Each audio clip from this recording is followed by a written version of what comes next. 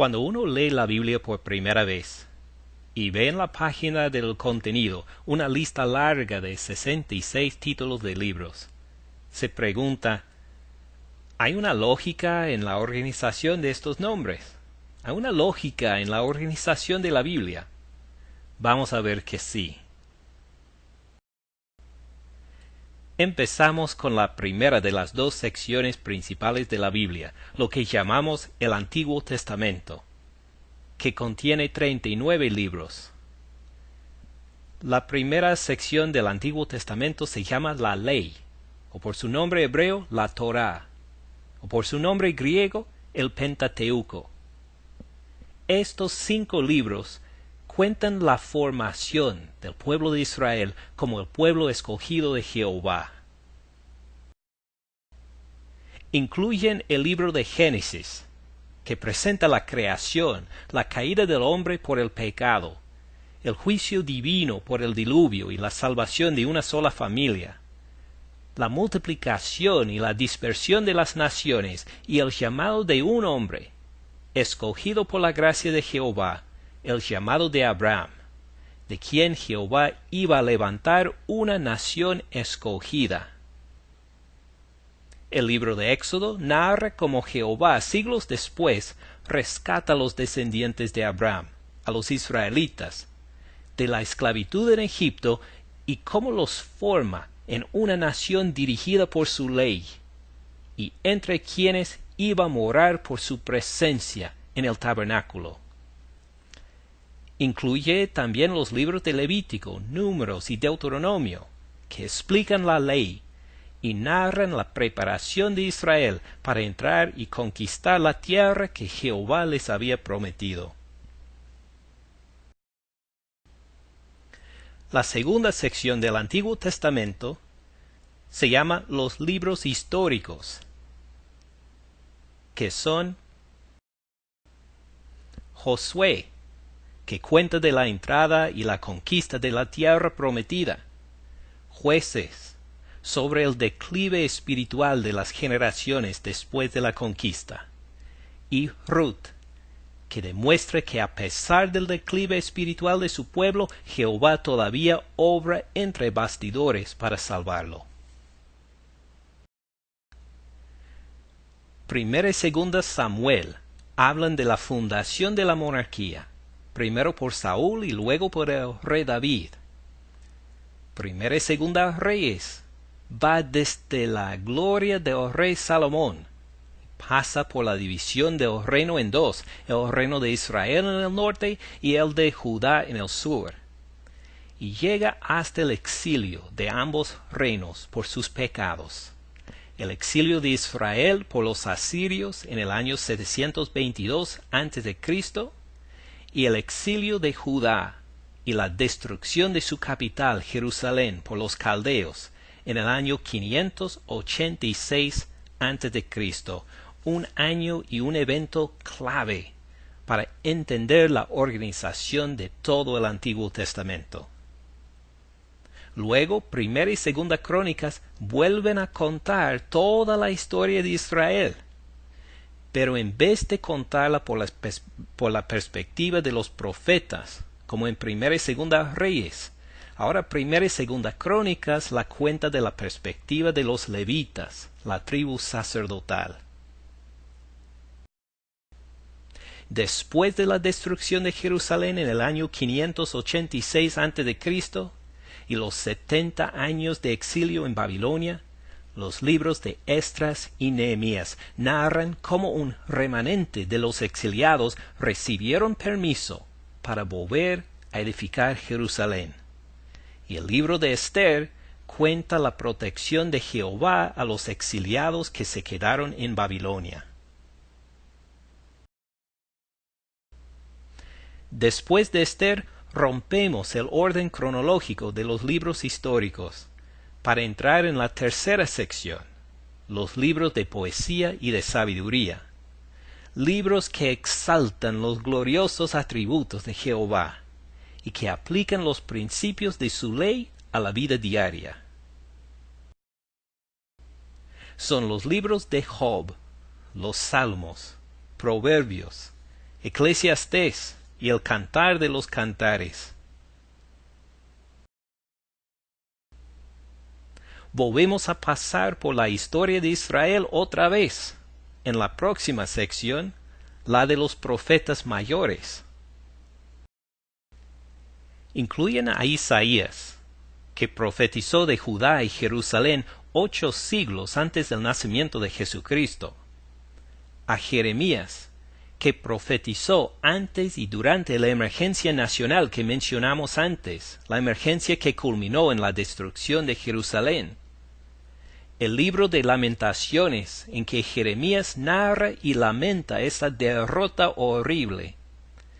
Y 2 que profetizaron en el exilio, Ezequiel y Daniel. Volvemos a pasar por la historia de Israel una vez más, al entrar en la próxima sección, la de los profetas menores. Ahora, no es que tienen menos importancia estos profetas que los otros, solo que escribieron menos que ellos. De las generaciones antes de la destrucción de Jerusalén son Oseas, Joel, Amós, Abdías, Jonás, Miqueas y Nahum. De la generación que vio la destrucción de Jerusalén, Habacuc y Sofonías. De las generaciones del remanente que reedificó Jerusalén, son Ageo, Zacarías y Malaquías. En el Antiguo Testamento, en Jeremías capítulo 31, versículos 31 a 33, Jehová habla de una relación futura, una relación nueva que va a tener con su pueblo por causa de sus pecados. Dice, he aquí que vienen días, dice Jehová, en los cuales haré nuevo pacto con la casa de Israel. Daré mi ley en su mente, y la escribiré en su corazón. Yo seré a ellos por Dios, y ellos me serán por pueblo. También indica que este cambio vendrá por alguien único, llamado el Mesías en el hebreo, o el Cristo en el griego, o en el español el ungido. Uno ungido para demostrar que es puesto aparte por Dios, elegido por Dios por su obra especial de la redención. Habla de él, por ejemplo, en Isaías 42, versículo 1, donde Jehová dice, he aquí mi siervo, yo lo sostendré, mi escogido, en quien mi alma tiene contentamiento. He puesto sobre él mi espíritu. Él traerá justicia a las naciones.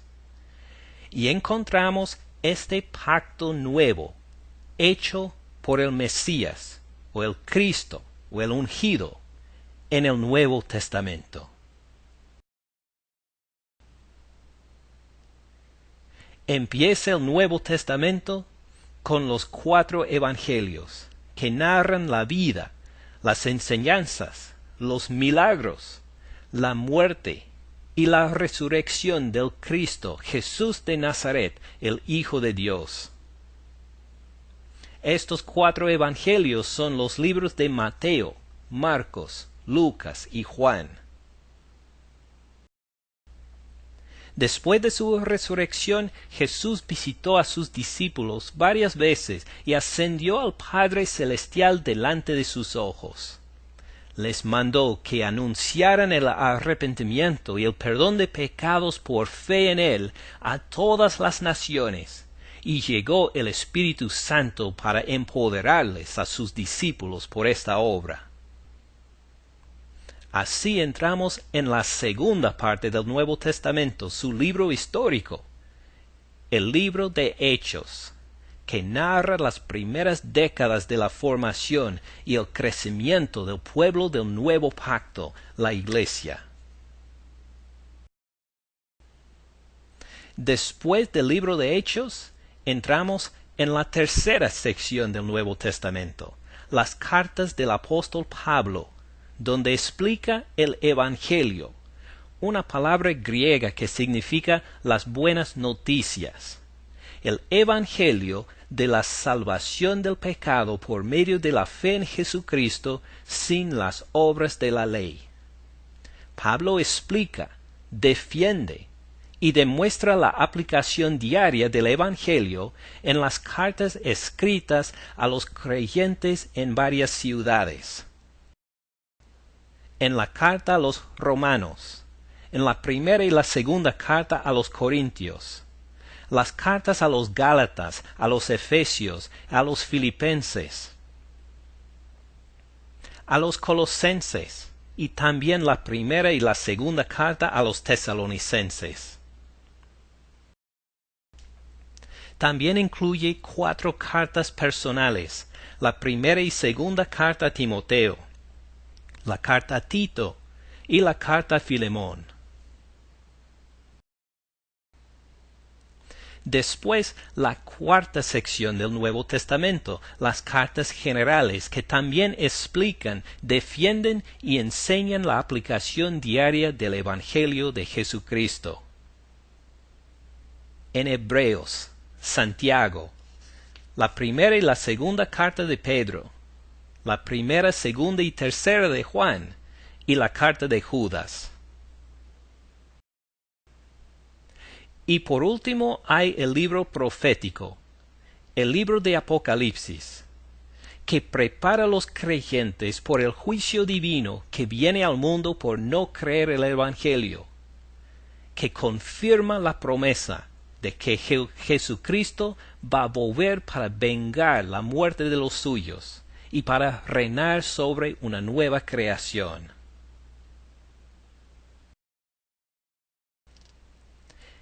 En resumen, en la Biblia tenemos el Antiguo Testamento, formado por la ley, los libros históricos, los libros de poesía y de sabiduría, los profetas mayores y los profetas menores. Y el Nuevo Testamento, formado por los 4 evangelios, por el libro histórico, por las cartas de Pablo, las cartas generales y el libro profético. Y así es nuestro resumen breve de la Biblia. Si desea acompañarnos en leer toda la Biblia en un año, visítenos en comoleerlabiblia.org, donde va a encontrar un calendario para lecturas diarias de la Biblia y explicaciones para ayudarle a entender lo que lee, todo gratis.